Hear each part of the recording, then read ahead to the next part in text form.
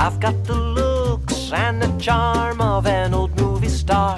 Cary Grant, if you will, so I find it bizarre that this girl should refuse to step into my car. She must be shy, she'll come around, it's just a matter of time.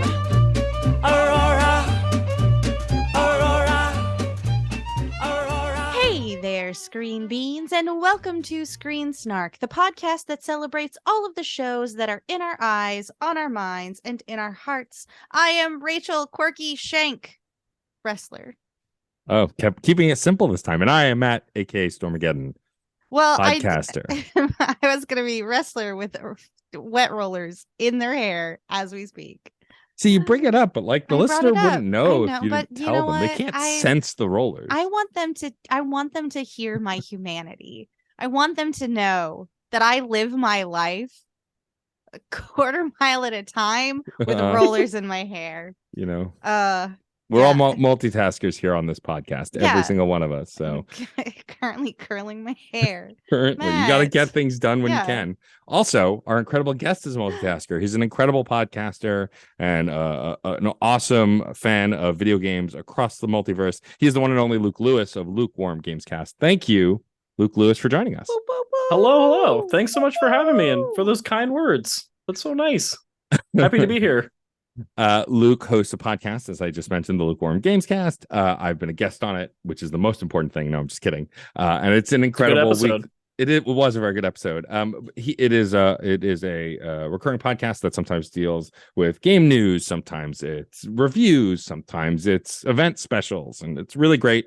If you are looking for a podcast to fill the hole that is the collapsing video game media landscape, Luke is a good one to stick in there. But we'll talk more about that in a little bit. We'll talk about the origins of the podcast and so on. But as always, we will do as we always do, and we will talk about the most recent thing we watched. And I will continue to go first until Rachel usurps the throne. But until Which I then, never will, because never going will. first terrifies me.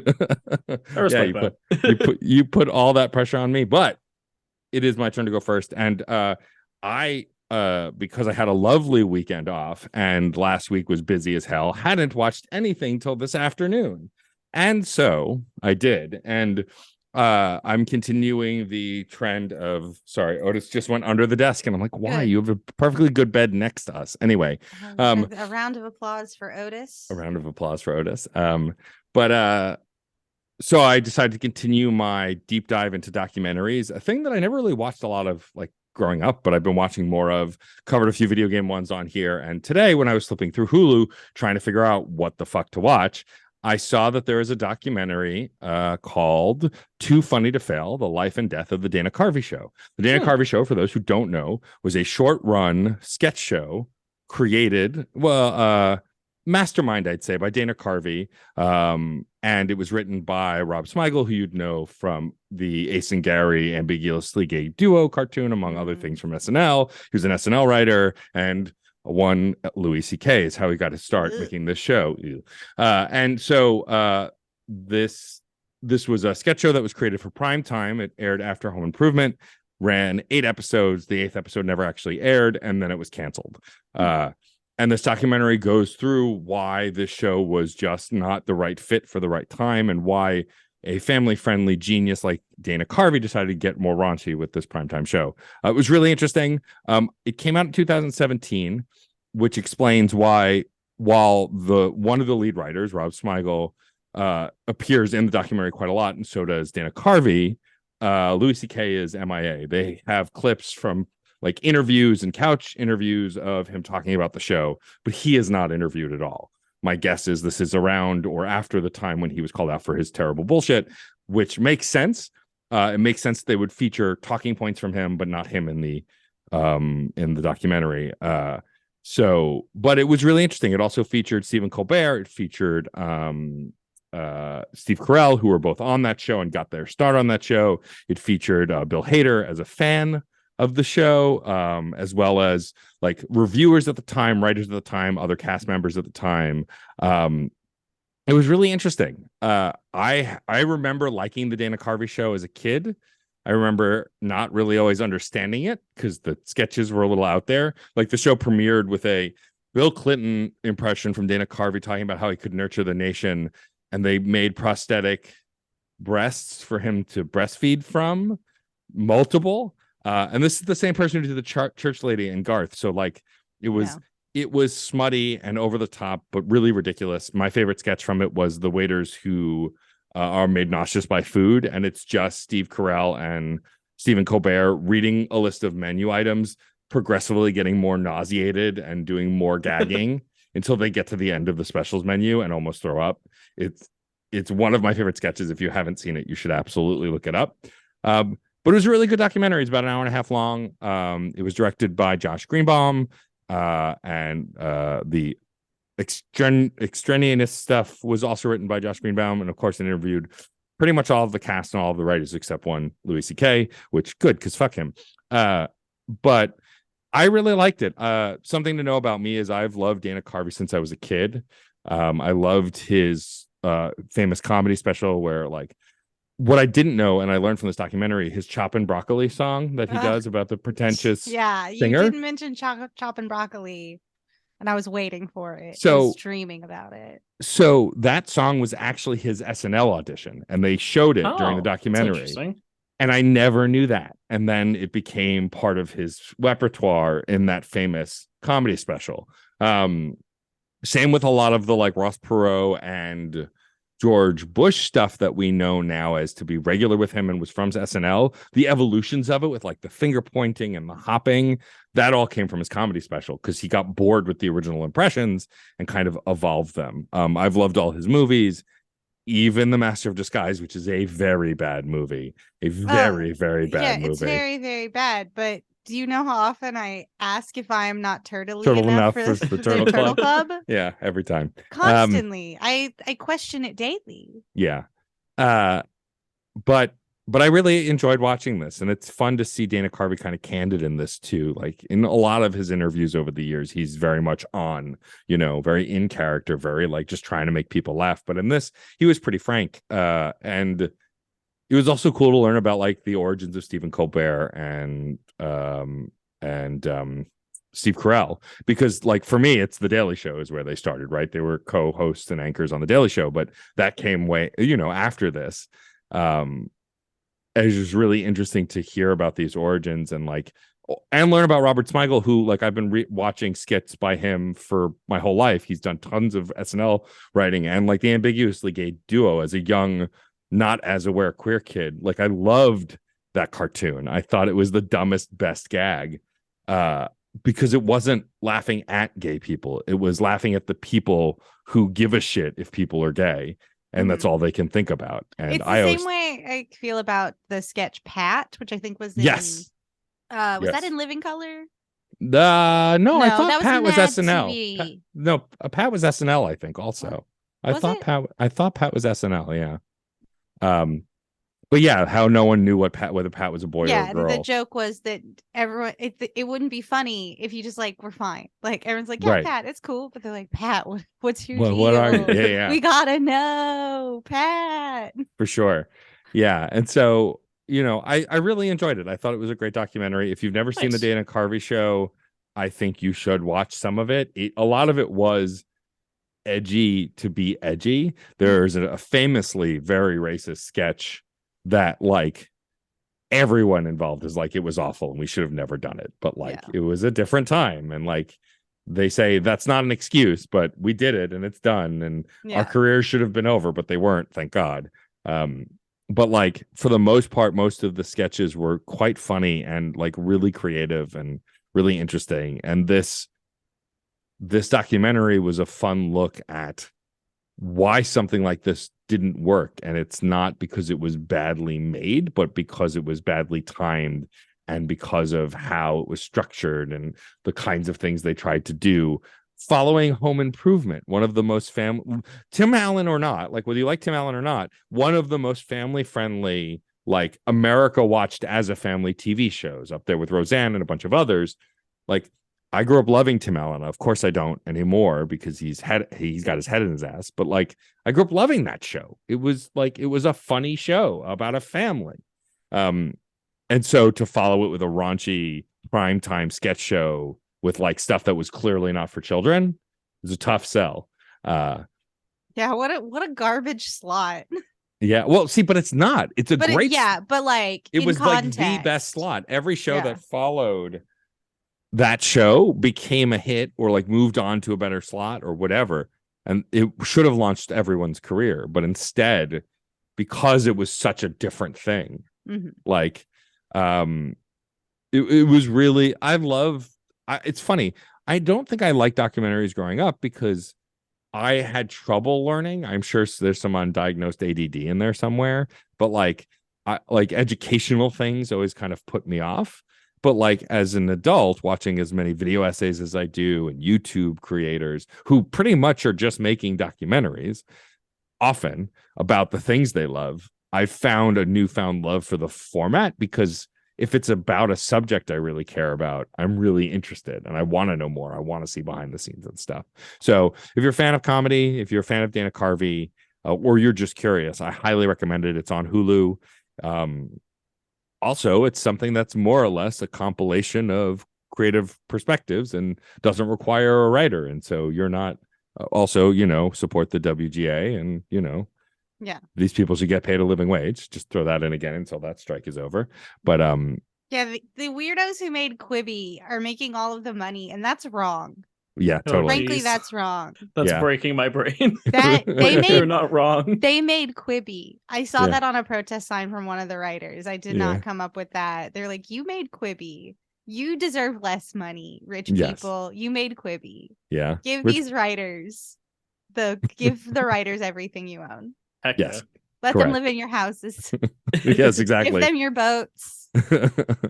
But yeah, ultimately I think it's totally worth a watch. It was about an hour and a half, and it makes me curious what other documentaries I might explore next. Like there's like I didn't bring it on the show because I've watched things since, but I did finish Psych Odyssey, which was the nice. Double Fine one that I talked about. An incredible documentary, but don't watch it if you haven't played Psychonauts 2 yet because it will spoil the entire game. But if you have played Psychonauts 2, well, first of all, if you haven't played Psychonauts 2, play it. Even if you never played the first one, it's an incredible game. And they give you the backstory you need. I'll do it. But also play Psychonauts 1 because barring some minor issues, it's an incredible game as well. But that said, definitely watch Psych Odyssey because it's just the most fascinating dissection of game design and game creation. And this also, in the same way, was like it dissected what it's like to create a primetime TV show from scratch, build a cast, and then find out none of it matters because time slot, timing, being too edgy, not working out, like whatever it is. Because what documentaries have taught me recently is talent is almost the least important thing in making anything. Yep. Like being talented is helpful, but like it's more luck and timing than literally anything else. And that's been really fascinating to learn. Yeah. And also like the way you sort of described this with like dropping all of these names, Bill Hader, Stephen Colbert, yada, yada. It also is kind of like the community you build around yourself, like Dana's show put this person in this place, in that place. And it's like, you kind of know people.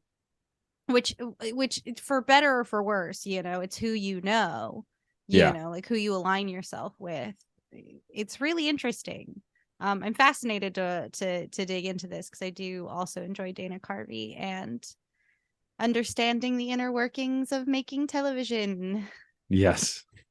Yeah, that sounds really cool. I love kind of digging into the history of Saturday Night Live and comedians and how it's like a smaller world than you would think in terms of like how people know each other. And I love a good documentary. So that sounds really cool. Yeah.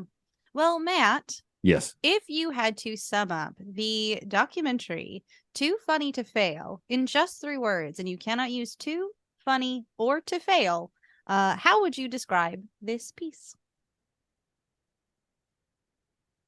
Comedy, education, personified. Comedy, education, personified. I like it. Probably too big of a like sell, it. but it's true. Mostly again, because like I said, I've been a lifelong Dana Carvey fan. One of the strangest things about my Twitter account to this day is that his account follows my account. It is very unlikely that it is actually Dana Carvey tweeting. It's probably an intern for him or an assistant. but he follows me on Twitter. So That's pretty there's cool. that. Yeah. But yeah, I do recommend it, especially if you like sketch comedy and you like Dana Carvey. It's just was really interesting above and beyond anything else. Love that. All right. Well, Rachel, my Yes. wet roller haired Yes. friend. Yes. Doing a wet set. Doing a wet set.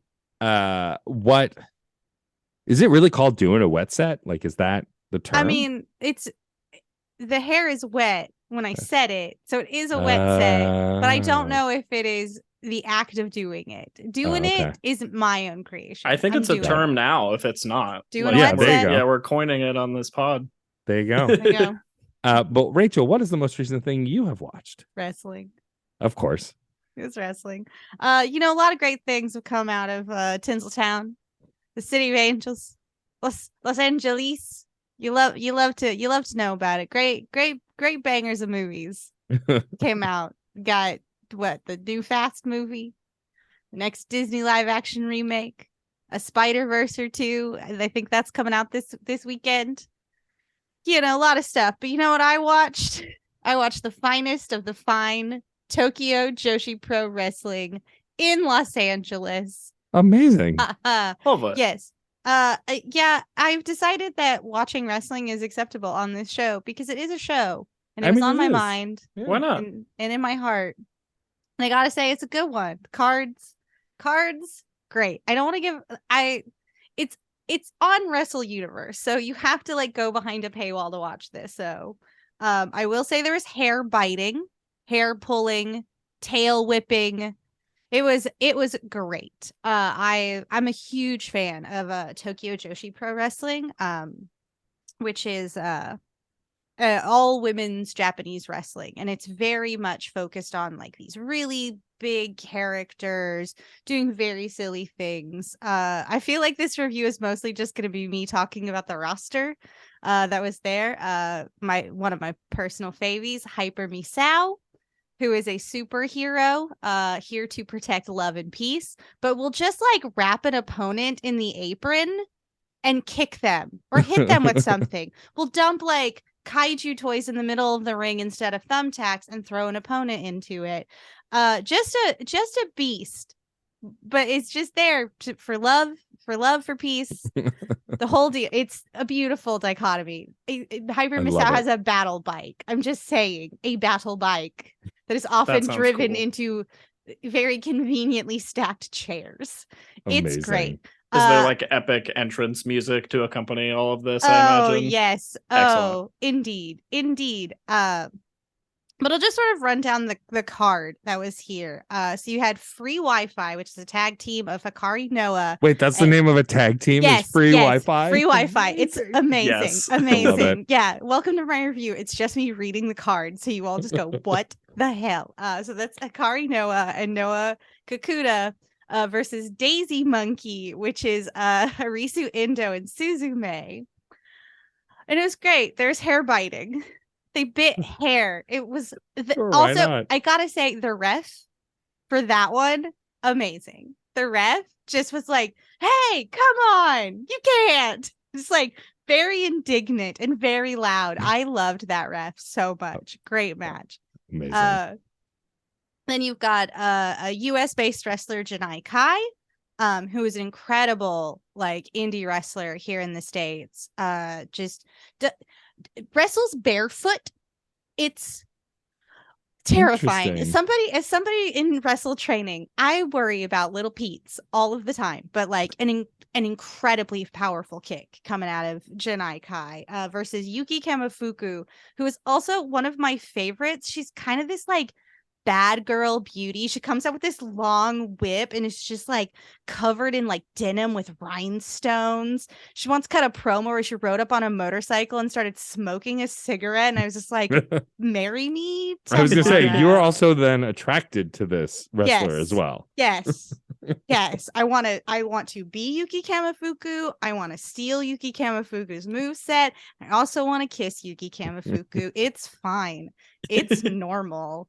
Don't worry about it. And we did have a tag team with my girl Hyper Misao and another US indie wrestler who you should absolutely check out on Enjoy Wrestling.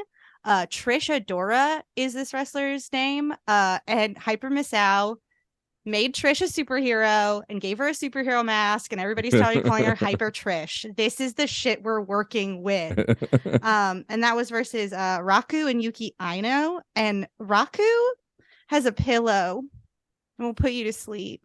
We'll just tuck you in, sing you a little lullaby, and then we'll run the ropes over the top of you and stomp on your stomach. It's incredible. So, It's incredible. so she puts you to sleep and then beats the crap gently, out of you. Yeah. Well, sometimes we'll hit That's you polite, with the pillow yeah. and knock you on your back for a bump, and then like tuck your head on the pillow, give you a little pat, sing Amazing. you, and you go to sleep, and you can't resist. And Trish is over in the corners. Hyper Misao's going to sleep. Go, don't fall asleep, Hyper Misao. Don't fall asleep. It's great. It's great. It's great. I mean, it's loved it. as logical as a sleeper hold. I mean, it's all the same. Yes. Yeah. Yes. This is ridiculous. This thing. Madness. Then we had another tag match, which was the Wasteland War Party, Heidi Howitzer and Max the Impaler, another duo of like US based indie wrestlers. They literally just look like they're straight out of Mad Max. Like, amazing. It's great. And every time Max the Impaler wrestles in Japan or like under the Japanese promotions, we'll have like some kanji. I don't know what it means, but it looks so amazing, like in the makeup. So it's like black face makeup with like a little white kanji, like somewhere. It's, of course, Wasteland War Party is big in Japan. They look like anime bad guys. It's the best.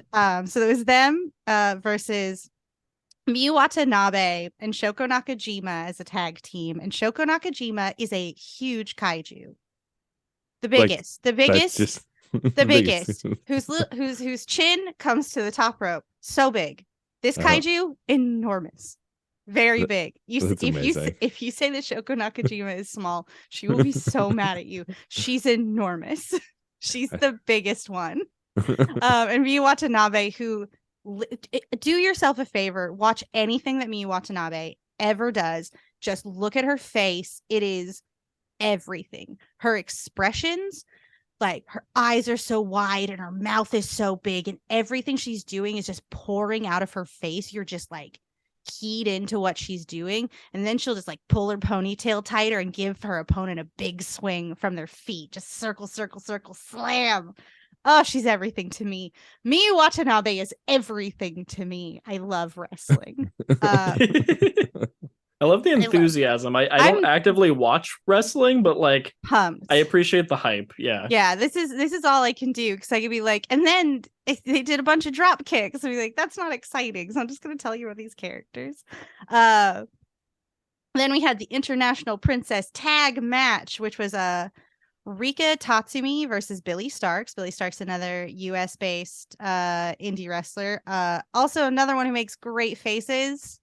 And wonderful gear. Here we go. That was a really well done match. At the end, Rika retains, and Billy just the amount of like politeness that exists after matches between all of these like characters and stuff. You know, you sort of get keyed into that WWE, like AEW, like everybody's mad at each other, everybody's got beef backstage, right. But like in this, they like shake hands, they bow to each other. They're very like, we met each other in the field of combat and we respect each other more because of it. They cry a lot. It's beautiful. It's a beautiful thing. So yeah, a really good match of like two newer but seasoned professionals, like just having a bout and like doing it. And then there was the main event, which was the Princess Tag Team title match between the Magical Sugar Rabbits. Oh my god. Yes. Mizuki and Yuka Sakazaki, who's sort of like a magical girl, but she looks like she's Prince Aladdin. I love her. I love it. It's great.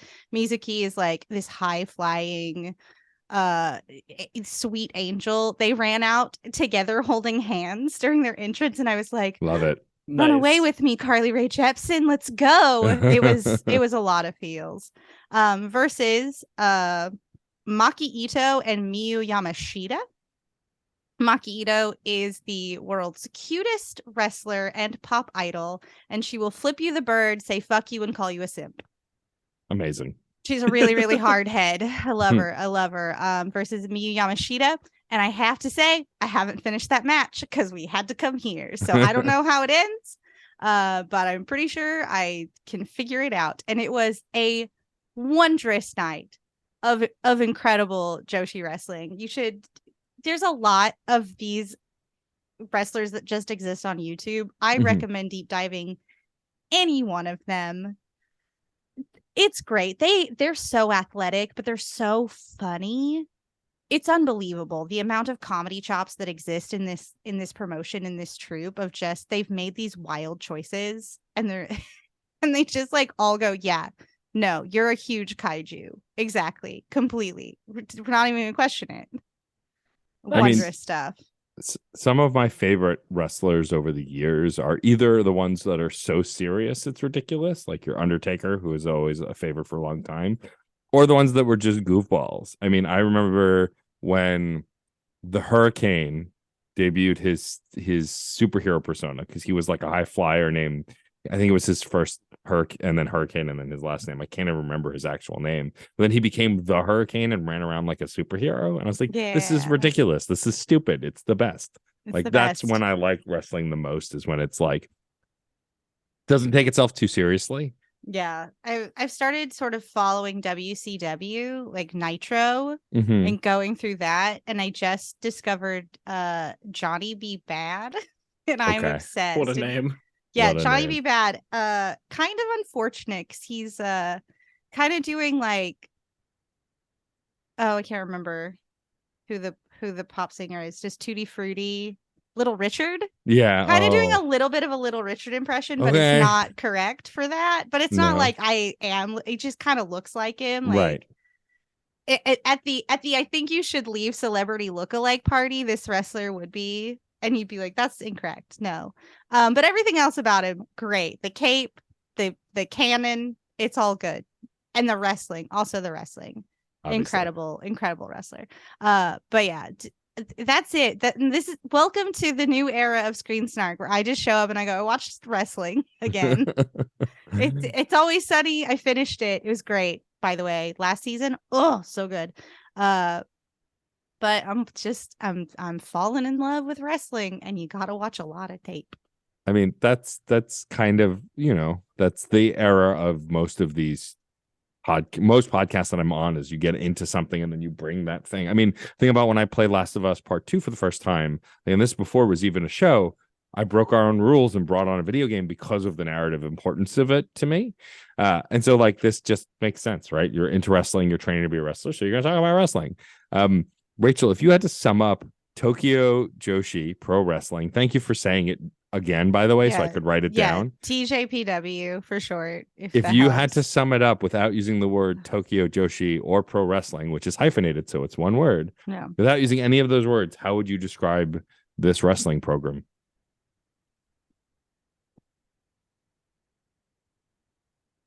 My favorite wrestling. Sure. Okay. My favorite wrestling. I can't. What else can I say? I use so many words to explain so many gimmicks. It's my favorite. Can you tell? Yes. I love it. It's great. Yeah, there's a lot of great wrestling from around the world to watch. Check it out if you want. Nice. Amazing. I'm definitely intrigued. Oh, boy. Okay. Well, now it is our guest's turn. Luke Lewis, my friend, what have you brought us? What is the most recent thing that you have watched? So I brought a TV show that my partner Claire and I recently finished. We've been on a big murder mystery kick recently. We like to speculate about what's going on between episodes, the theories, who did it, what's going on, what's happening. So the most recent one of those that we watched is a show on Apple TV Plus called The Last Thing He Told Me. Okay. It just wrapped up last couple weeks. It's just a one season kind of self-contained story. But really cool show. Really enjoyed the journey. I'll give like the quick setup premise and then talk a little bit about my thoughts overall. But the quick setup is a woman wakes up one morning and her husband has just mysteriously vanished. She doesn't know if he was taken or if he left on his own free will. where he went, what's going on. And the show is about her and her stepdaughter kind of putting pieces together, figuring out what happened and solving this mystery. The main star is Jennifer Gardner, and it's originally based on a book, which I didn't know until after I finished watching, but it was just one of those that played with expectations and definitely like set up certain story arcs where it's like, oh, I definitely know what's going to happen. I know what's going on. Next episode, they introduce a new layer to the mystery that keeps you guessing throughout. And it was just a really, really fun journey. It was, I believe, 8 episodes. So, in this day and age where there's so much to watch and so much to choose, it's nice just to have a self-contained one and done 8-episode season. But it was a really fun ride, and I highly recommend folks check it out if you enjoy a mystery thriller and that setup premise. I feel like I've seen trailers for this one. I haven't watched as much Apple TV as I was, but I'm watching Ted Lasso, of course, and I started watching Shrinking, which was phenomenal. But I've been looking for other stuff to watch on the service as well, because like there has been a lot of stuff. I've watched a couple movies on it as well, and like I have to go back to what's the game developer one? Mythic Quest. I need to go back to that one as well. I kind of fell off of I similar boat of I always renew the subscription to watch Ted Lasso, or like if I get a new phone every few years or whatever, you get a free couple months. And so I think I always kind of binged what's the new offering. So this was one that Claire and I picked up in between Ted Lasso episodes. And so, yeah, but I remember seeing the trailers, and I like Jennifer Garner as an actress. A lot of folks only know her for like the last couple of movies that she did that weren't great, but like she's a really great actress and has done a lot of really cool stuff besides Elektra. And so it's cool to see that she has this mystery show, because I heard good things about it and I wanted to watch it. So I'm glad that you enjoyed it. You said it was 8 episodes? I believe so. Yeah. And they're like 45-minute episodes. It goes pretty quick. And Claire and I watched it week to week. So we had some time to which was fun to have time to think about it, digest it, and make those theories and speculations. And my partner is a writer, so she loves to make narrative predictions about where she thinks it's going. And most of the time she's right. I will give her credit to that. Sure. So sometimes I'm like, keep your prediction to yourself until after the next episode, just so we can, Cassandra, so I can be a little surprised here. Yeah. Yeah. I mean, that's it's always fun. That's my spouse too. Being an actress, she definitely will see some things coming and then say it and be like, I was fine just existing in my ignorance. Right. I could have not known. Doctor Who used to be the worst, because Doctor Who famously is often the start of the episode, you have no idea what's going on, and then you find out by the end.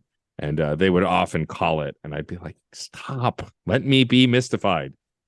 So most of the time now they'll ask hey, can I have this idea? I think I know what's going, and then we'll talk about it. But I like murder mysteries and mysteries on the broad, and I watched more of them, especially in the renaissance of the Knives Out stuff and other movies that have made it more popular and gotten me back into those kinds of things.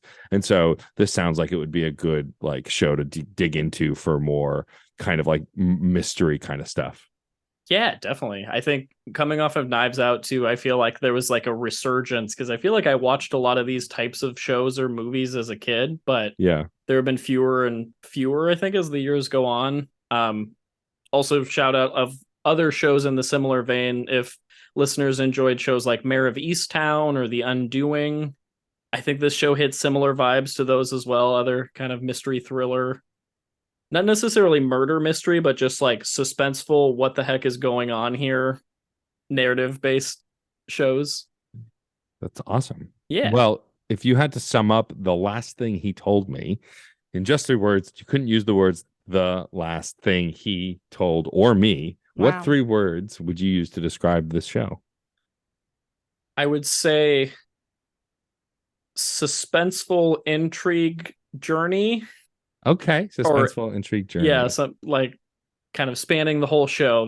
Those are what I'd go with. Not necessarily a succinct statement, but it doesn't have to be. Can just be 3 descriptive words. It doesn't matter. It gets broken up with periods and punctuation that I morally disagree with. Okay, so. Let's not start the case hate already. Well, I'm just trying to be real here. I'm just trying to let the world know how much I disagree.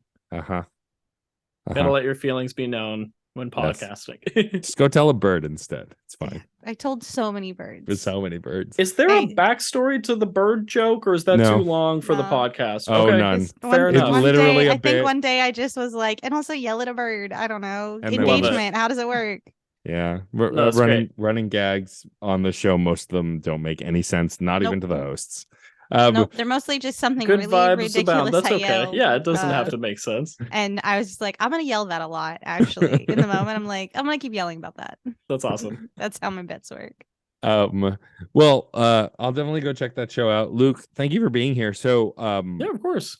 I really dig your podcast, Lukewarm Games Cast. I'm Appreciate curious that how it so started. much. So you do Yeah, it of with course. your now fiance, fancy. Wow. I get to use that word now. Yes. Yeah, Have fiance. Beyonce and everything. Fianced and everything. But talk about how this show came to be, because like doing a podcast with your partner is a big deal. I mean, I consider most of my co-hosts life partners, but in a very different way. And so I'm curious, like, the origins of how the show came to be, and like why on earth Claire would agree to do it with you. More importantly,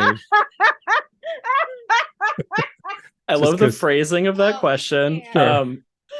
Believe it or not, starting it was actually her idea. Oh, cool. So let's just start the story and give a little context. I wanted to start a gaming podcast for years. I fell in love with podcasting and the games media scene at a very young age, when I picked up my first Game Informer at 9 years old. And it's always been something kind of on the back burner that I always wanted to do. I originally went to school for music education, which music is kind of my other passion, in addition to video games. But I always knew at some point I wanted to break into the world of content creation and just try to do something positive. Ultimately, I'd love to work in video games one day, but if all I get to do is make cool content with my partner and meet amazing folks like y'all, I'm content with that. But I think long-winded answer was that my partner Claire really saw this passion in me. She saw that I wanted to do it, and I was at a job right before the start of the pandemic that I was really unhappy with. And I was a teacher at the time, and I decided to leave teaching and kind of take a career pivot the following school year. This was all while the pandemic was happening, and so we didn't really know what was going on. So I had a few months there where I was between jobs and had a lot more free time on my hands than I had before, coming out of grad school and right into my first job. And so Claire approached me, we lived together, so it wasn't like a weird thing, but she was like, you've wanted to do this for a long time. We have the time, we have the bandwidth. And I think my hang up for a long time was, who will be my co-host? Like, no one in my friend circles want to talk about video games and dive deep about video games as much as I do. But Claire was totally willing and able to have those conversations live on a podcast. And so we said, screw it, let's do it. I bought a Blue Yeti microphone, and we recorded a Last of Us Part 2 spoiler cast at our dining room table in June of 2020. And we've just been going every week since. And I think the show has evolved a lot over time. We've gained more structure. We've had amazing guests. We've, continued to grow our little community to give us not clout's the wrong word, but the following to be able to cover events like PAX. So we've gone the last two, PAX West and PAX East, as media to meet amazing game developers and interview them for the podcast. And so, yeah, it's just been a really amazing. We're about to celebrate our third anniversary of starting the podcast this June. So Congrats. Yeah, thank you so much. It's just been a wonderful journey, and we've made some lifelong friends and some really positive memories. And I think me personally, I've learned that I'm capable of doing things that I didn't necessarily think I would be inclined to do. And just, yeah, it's been a blast. It's such a great show. What I consider the Lukewarm Games podcast kind of like a sister show to Fun and Games, only because your mentality is seemingly very similar to mine and Jeff's, right? And also our friends over at Left Behind Game Club. Like, ultimately, you look to put out positive vibes into the gaming community. That doesn't mean you don't talk about the harder stuff or controversy or other things, but ultimately you don't want to like poo-poo a thing. Even if you don't like it, you're like, well, here's what I did like about it. Here's like, you try to make it constructive and not just a poop fest, which a lot of the internet can be. And I've always been grateful for that as a regular listener. Also, I'm incredibly not envious and aghast that you do it weekly. I don't know how. Like, doing a podcast bi-weekly is a lot. And so, like, I don't know how you keep up. The news in the game space changes day to day, let alone week to week. So, like, does it ever feel kind of overwhelming to kind of do it weekly that way?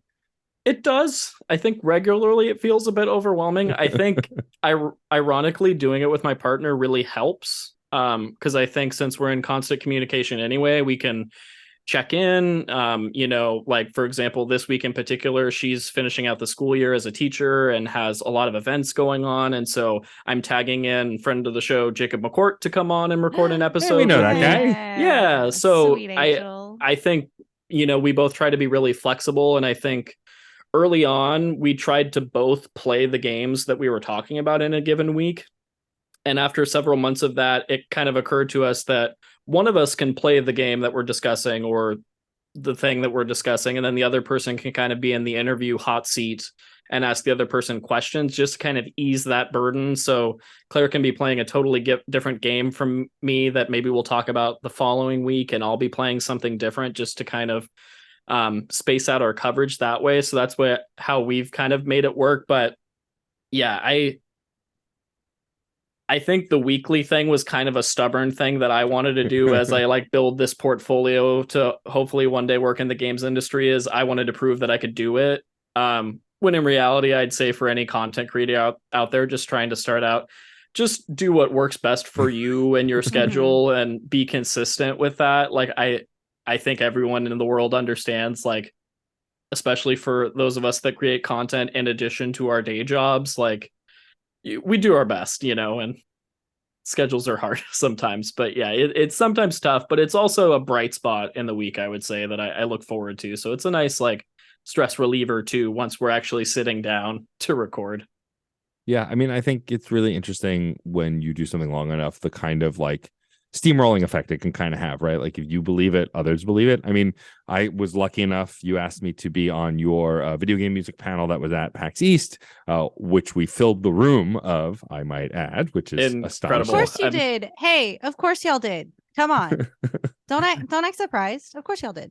And like, what was really gratifying for me as someone who's done this for a long time, and most of the time I think I'd say I'm too stupid to get nervous anymore. I still sometimes do, but most of the time it's just like, yeah, whatever. No, Matt, no, you're plenty stupid. Don't worry. No, yes, that's not true. I'd never. No, it's totally true. I'd never. No, true. You're the best. You're so smart. You were so and nervous, talented, and wonderful, and I love all right, you. Enough, and I'm gonna put all the adjectives here that I always skip at the end. But like, you were really nervous at the beginning, and it was really sweet. And then as soon as you got rolling, like, people who listen to your podcast probably had no idea how nervous you were, right? And I know you've talked about it, but like, it's just, you were so professional. You did such a great job, and it was such a great panel. And I've been a part of a lot of panels, so I can safely say it's one of the better ones I've been on. Not really been on any bad ones, but like, some go more smoothly than others. And it was just so well made and so well done and thought out. Do you, so this all, besides just complimenting you, is leading into a question. Do you feel like when you're preparing the topics for the shows, because it goes all over the place, sometimes you do just like the week in games media, sometimes you have a specific review, sometimes you even talk about movies, like you recently did Guardians of the Galaxy Volume 3. Like, when you're coming up with topics for the show, is it kind of just a scattershot based on what's going on that week? Or do you have a calendar with plans for the year? Like, how do you kind of figure out what you're going to do? Because I'll tell you right now, this show is scattershot. I asked Rachel the week before we record, hey, can you record on any of these days? Rachel says yes. And then we scramble for a guest. We go, not that one. No, not that one. No. I can do that one. And so I'm curious how much planning goes into like the topics and the timing and all of that. For sure. Yeah. First off, I just want to say thank you for the kind words again. That really means so much. And I was really excited to have you on the panel, and legitimately honored at the turnout we got and that whole experience. Like, I'm still processing it months later, but I'm just like really excited that we got to do that and that it resonated with folks. But yeah, in terms of prepping the show, I'd say it's a mix. I do a fair bit of planning, especially with guests. I try to plan those well in advance, weeks in advance. And in terms of like game release calendar, I definitely keep an eye on the coming months, keeping an eye on the release schedule. But I think we're flexible in a sense that, you know, if we get a surprise review code or an indie that we've been excited for, shadow drops, we do kind of quickly pivot to cover what we're most excited to talk about. We never try to do topics that feel, just because it's popular in the zeitgeist right now, we're not going to cover it just solely for that. If we have something unique to say, if we just feel very passionately about it, that's when we'll try to cover it. And generally I would say we say we're a gaming and pop culture podcast. I think it's about 80% gaming, 20% pop culture and movie reviews and things like that. But we cover one news story a week, one kind of main topic, and then end with kind of more of a listener-based fun discussion question just to kind of close it out in a fun shenanigan-oriented way. So that's kind of our like base structure. And then that main topic, like you said, can fluctuate. Sometimes it's a review, sometimes it's a developer interview, sometimes we like to do kind of retrospective feature-based discussions where we talk about like the most underrated games of all time, or like the episode, Matt, you were on with friend of the show, Travis Colnut, where we talked about our favorite video game music scores and soundtracks of all time. So kind of unpacking a broader topic rather than fixating on the new Call of Duty came out this week, and we're going to talk, like, I don't think we've ever talked about a Call of Duty on the show. No shade to Call of Duty, but like I said, we try to cover things that we feel passionately about rather than kind of chasing the trending game, if you will. Yeah, spoiler alert for that music episode. Undertale, like all of us mentioned Undertale at some point, which is like, of course. That was such a fun discussion. It's really good. But it was just very funny because I think when one person brought it up, we all talked about it, and then like it came up like 2 more times, and we we talked, and then we talked about it more. Like we still had more to say. It's fun. I think that one of the reasons I wanted to have you on the show, besides just because I think you're a cool dude, is I think that your genuine enthusiasm for podcasting reinvigorates me. You know, I've been doing this a long time. I've done a lot of episodes of a lot of shows. I've put some of my shows on hiatus. Some of my shows have gone on indefinite hiatus. And like it's easy to burn out doing this. And what I always see from you on Twitter, in your episodes, when you're promoting stuff, is this kind of unbridled enthusiasm that I aspire to have and try to when I can. Do you ever feel burned out? And if you have, how do you deal with it? Because I know, like, I mean, Rachel and I have taken breaks, and like, you know, it's normal for podcasts to need time or find ways to kind of expel that. Do you ever feel burnout? And if you do you have like go-tos to try and kind of like work through it or get through it? For sure. I think the short answer is yes. Definitely feel burnout from time to time. I think early on in the show, I was very, very stubborn about not missing a week. You know, if we were going on vacation, if we were doing something else, I'd want to pre-record stuff and have it locked and ready to go. But I think over time, I just figured out that we didn't lose listenership if we missed a week here or there, if we took a break during the holidays, if we took a vacation in the summer and took a week off, things like that. And just communicated that with the audience, whether it's on social media or via the previous episode and things like that. And so I think my solution has just been like, be honest about where I'm at or where my partner is at. And if we need to miss a week for any reason or delay a couple days in a given week, we'll do that rather than the late night recording or, you know, record before we're ready if we need more time to play a game than we expected or things like that. So I think I've just tried to be more flexible over the years to just generally avoid that burnout. But yeah, it's definitely real. But I think that's also when I try to reinvent the wheel a little bit of like, well, what's something we can cover on the show that we're already doing in our free time, whether it's something we're playing or watching, or what are we passionate about right now to kind of get us excited again? Because as soon as like the conversation, as soon as you're dreading the act of podcasting, there's something wrong, you know, it like that. So I always try to like keep that aspect, as long as that's fun and I'm still excited about that, I can always find the enthusiasm. But I'm glad you say that I come off that way, because sometimes I feel like the opposite.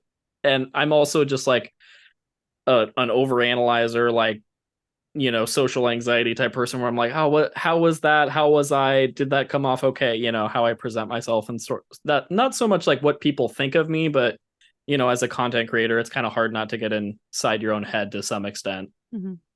Totally. Yeah. I mean, I thank Rachel for a lot of things for the show, but specifically the pivot. And I don't even remember how many episodes ago it is now at this point, but pivoting from just movies to movies and TV was Rachel's idea. Yeah. And I feel like it was just born out of exactly that, of like, this is fine. I don't mind doing this, but like, what if we had bigger conversations or broader conversations? And I'm grateful for you doing that. Thank you. I'm grateful for you allowing me to talk about wrestling, because I'm going through it. Like currently it is real. So like hearing your words, they mean a lot, because that is a question you ask yourself, like, is this fun? Am I having fun? And getting to sit down and like hear other people's perspectives, like every other week when there's a free evening. It really does. Like your presence here is part of what makes me like podcasting. So I thank you so much, Luke. Oh, here you go. Welcome. That. Hey, whoa. We're just gonna like love bomb you. That's what this show is. It's a big love bomb. We're just like, I'm okay with it. Yeah. All the good vibe, Yeah, as someone who is struggling to get a weekly podcast out every week currently, right now, I'm going through it. Yeah, it's good. It's good to take your time, Thank you for reminding us of that, because I think even when you like internalize that and it as a creator, you still kind of sit there and go, no, I've ruined it. I've ruined everything. It's over. It's over. Like that catastrophizing takes over. And yeah, it's like 1 week isn't going to break everything you've done, Yeah. It's for sure. They're still out there. The listeners, they're probably just like, hey, you're a person. Right. Yeah. That's the other part of it too, is like, over the years, like I've met folks on, whether it's in person or via Discord, that listen to the show, and but they're kind of like me, of like introverted people who listen to podcasts and kind of quietly lurk in Discord. So it's like, unless you hear that feedback, sometimes it's like, is it are people listening to this? I don't know. What's the consensus here? So I mean, that's become a thing that I go out of my way to do, is talk to the podcasters that I like and tell them I like the thing they do. One of my favorite podcasts of all time is ending. By the time folks hear this episode, it'll have ended. Waypoint, the entire vertical is being shut down, as well as my favorite podcast. And like last year, I got to interview Patrick Klepek, which was one of my lifelong goals. Maybe someday we'll have Patrick on the show as well. I'd love to do that. But like, I'm still telling them until the show ends, like, I love the show. It's great. You did a lot of good. Because, in the episode where I interview Patrick, he's like, yeah, I don't even know if I'm doing anything. And we don't have that big of an audience. They've got thousands and thousands and thousands of downloads. And it's like, I think it's very easy as a creator of anything to think that your work doesn't matter or feel smaller. And like, so if you're listening to this show right now, and I'm not fishing for compliments for us, but like, if you're a fan of Luke's show, or if you've just discovered it and then you go listen, go tell Luke you like it. Like, you're never bothering us to tell us you like the thing we make. It's so integral to the making of the thing. And I'm grateful to get to do it and to hear that feedback, however often and however loud or small. Like, it doesn't matter. Like, and not even us. If you're listening and you have a favorite podcast, go tell them. Just if you have a favorite anything, like, let's expand this. Hey, is there like a book you liked? Tweet at the person who wrote the book you liked and be like, I liked this book. Yeah.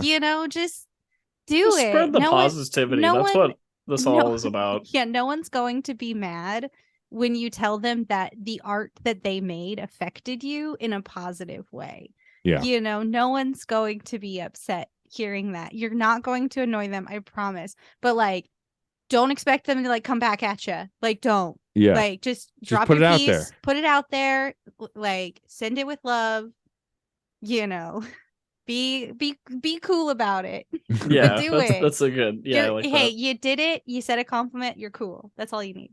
Yeah, we're all in some semblance of parasocial relationships that we've accepted in our lives, and Just be cool about it. Yeah, just be cool about Be it, cool. everybody. Be cool. Hey, yeah, we're gonna be cool. You're gonna be cool. We're all gonna be cool as hell. Exactly. Here we go. Tell someone you like something of theirs. Yeah, just do it. That's your homework for Screen Put it Snark, on a is go- shirt. And Put it on then a come shirt. back and tell us what Yeah. you said you liked, so then we can all celebrate each other's things. Yeah. Exactly.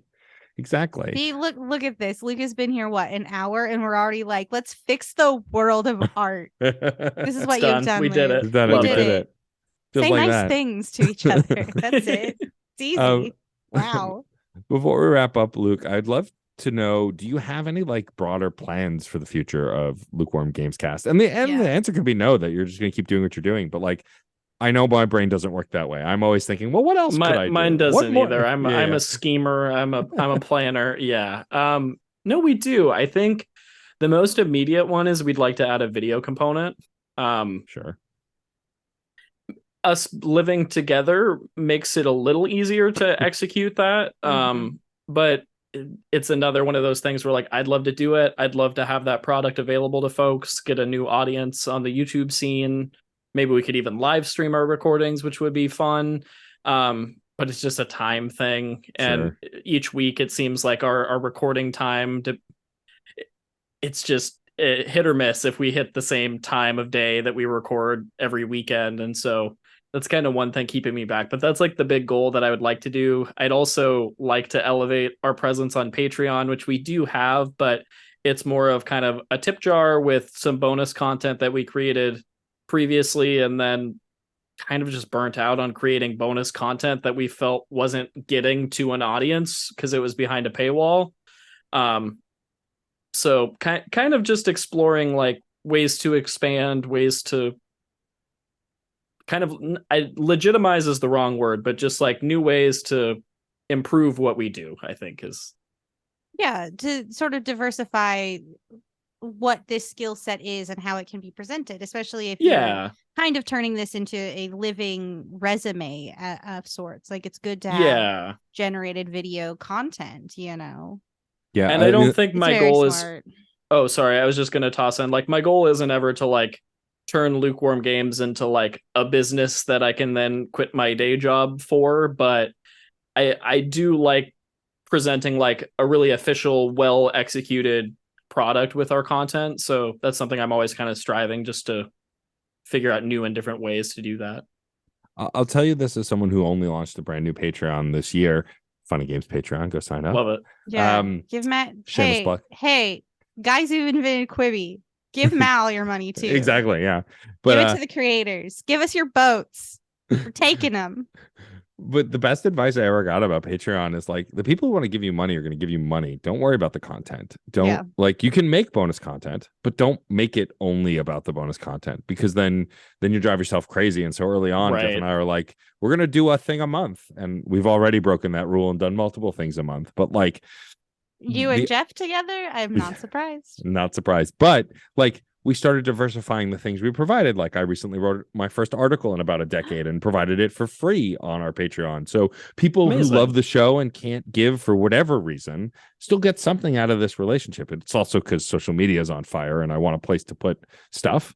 But like, I really think that creating the quality content that you make already is enough for people to give money for. And it's hard to think about that sometimes, right? We all do a lot of this for free on some level, and it doesn't cost us nothing. So like, wanting people to throw money at it, but if people like the work you're doing, you know, a percentage of them will give you the money, even if they're not getting an extra hour-long episode every week, month, whatever it is. So I learned that the hard way, burning out on my own Stormageddon Patreon. And so like, when doing it for Fun and Games, I really made sure that like, we'll do a tier to just give us money, a tier to get shout outs, and then we'll do a tier for the bonus content. If people really want to pay that extra money for the bonus content, they will. But like, whether I'm making a bonus episode for 3 people or 30 people, it doesn't matter. I'm doing the thing, and so you do it.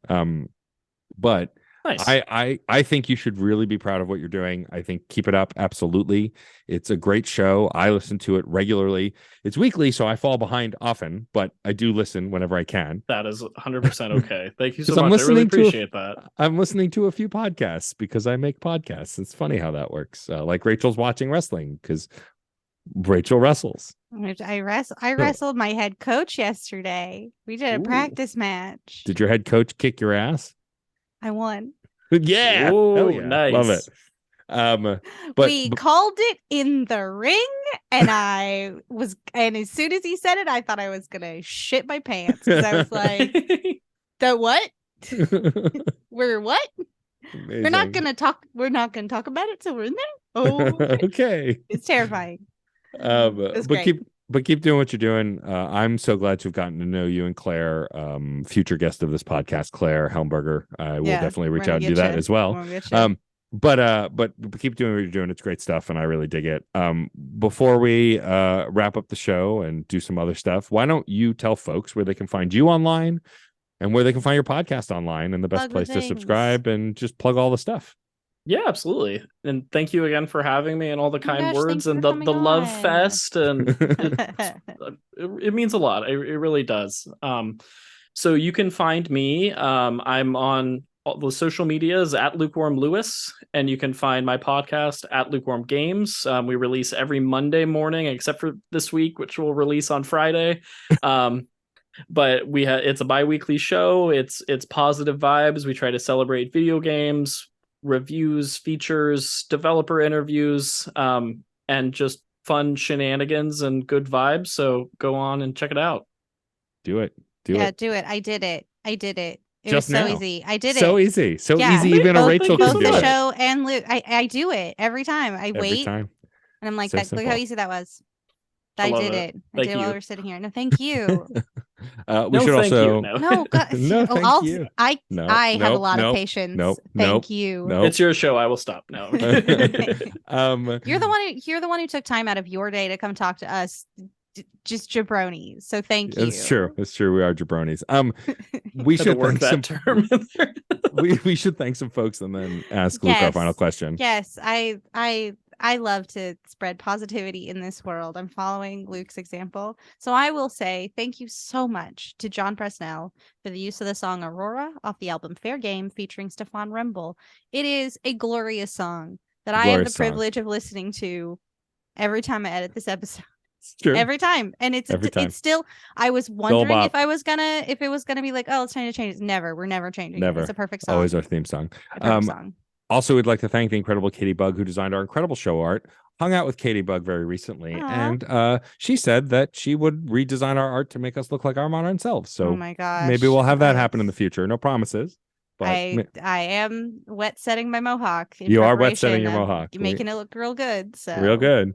I'm ready. We should also thank the person who designs our individual episode show art, Case Aiken. No, never. Stop it. None for Case. No thanks for Case, who designs every single piece of show art. Never. I tripped over like a little rock the other day, and I think it was Case. I blame Case. Oh, now it's not just your cat. Now he's just cursing you. Yeah, just every day, just something. Messing with me. He's got that powerful dad energy now. He does. You can't deny a powerful dad energy come to fruition. Arguably, he's always had powerful daddy energy, but it's a different story. Just saying. I agree, but I'm mad about it. Maybe we should. I laughed too loud and woke Otis up. Oh no! Round of applause for Otis. Round of applause for Otis. We should is probably. Is that the new bit I'm gonna yell? Is that it? Is that born today? We should probably thank our podcast network, Rachel. Oh, yes. Thank you so much to the Certain Point of View Podcast Network for continuing to allow us to be a part of that beautiful community. You can learn about all of the shows we have over the Certain Point of View Podcast Network over at certainpov.com. You can find links to our Discord server and other stuff. Great. I did that so professionally to the end, and then I just then just farted at the end. It's right there live. We've all been there. Also, if you want to follow us, we're on Twitter at @screen_snark. You can send us an email at screensnark applepod@gmail.com. Also, all of that stuff is in the show notes. The link to our socials, the link to our Discord server, links to Apple Pod and Spotify. Please rate and review us in all those places. We really appreciate it. Even if you don't listen on Spotify, you only got to listen for 30 seconds before they let you rate a show. So just skip ahead 30 seconds. You don't even actually have to listen. Just skip ahead on an episode 30 seconds and you can rate us. And of course, write us a review on Apple Podcasts. Also, while you're at it, write Lukewarm Games a review, because please do. we all need reviews. So do it for everyone. And it really does help. You might not think it does, but it really does. Yeah, and we're moving into a kinder, gentler Screen Snark, so you don't have to yell at a bird. You can just whisper gently to the bird. I really like the podcast. It's very good. Sultry. And we'll get it. Yeah, get a sultry whispers to the bird. Sultry bird whispers. This time, they're sultry. Just this time, they're sultry. All right. They may be sultry forever. Who knows? Before we descend into absolute madness, Rachel, can you please ask Luke our final question? Luke, I'm excited to know, if you could choose any one trope made famous in movies or television to instantly and magically become true in your life, which trope would you choose?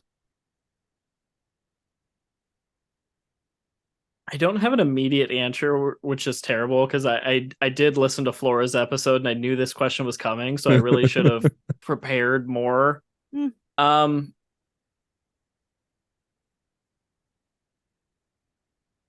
I'm sorry, I'm struggling. No, we live for the silence the and pregnant the thinking pause. sounds. Delicious. I feel like I'm gonna keep with our like bringing positivity theme, and I'm gonna use the trope of like the damsel in distress or general like heroism. I try to be that person in like my family and my loved one's life to like support them and be there for them. So I'll go with that one. I would like to be able to do that. Heroics with a sword. Just that might not be like physicality, but like like emotional support, emotional heroism. I'll go with that. Emotional heroism. I like that. I'm coining that. But phrase, I also want you to have a sword, Luke, because it will look okay. cool. No, I'll take a sword. I'll take a sword. Sure. For aesthetic, it's an aesthetic sword. It's an aesthetic emotional sword. Exactly. That sounds like a weapon out of Steven Universe, an aesthetic emotional sword. That's all their weapons. That's all their weapons. Oh, my cat's arrived. Case, you've done it. You've done it. The cat's arrived. Round of applause for champion. A round of applause for champions. All the pets here. Luke, thank you again for joining us. This was wonderful. Thank you. No, this was awesome. Super fun. Always fun to have you. I love collaborating with you, and hopefully we'll do some more. Now I will thank my brilliant and wet hair rollered, endowing, but often incredible co-host Rachel Quirky Shank. No, I lost it. I pooped in the end there too. As coherent as I deserve, to be honest. Fair enough. It's true. And I would love to thank my favorite wrestling co-host. Is that true though? That's you. You're the favorite wrestling co-host. Well, this is what the cards dealt us. This is what my favorite review is. Matt, aka Stormageddon. You could ref. Just go ref. I do so much already. Too much stuff. Yeah, no, you should take a nap. I should take a nap. First. But I should finish the podcast before I take a nap. So I'll just thank our incredible listeners. We love doing the show for you. Yeah. We are so thankful for all of you, and we will see you at the movies or on a couch somewhere. Bye-bye. Aurora, Aurora, Aurora, Aurora, Aurora, Aurora. Metal to magnet, she will be mine. Aurora. So, I have a question. Have you ever wanted to get into comics, but you just didn't know where to start? Well, welcome to Comics Quest. I'm JD Martin, and every week I sit down with a guest to talk a comic that I think anybody can pick up and start their comics reading journey. We take a look at psychedelic sci-fi, fantastical action, heart-wrenching love stories, and of course, superheroes. So check us out at certainpov.com or wherever you listen to your podcasts. CPOV. CertainPOV.com.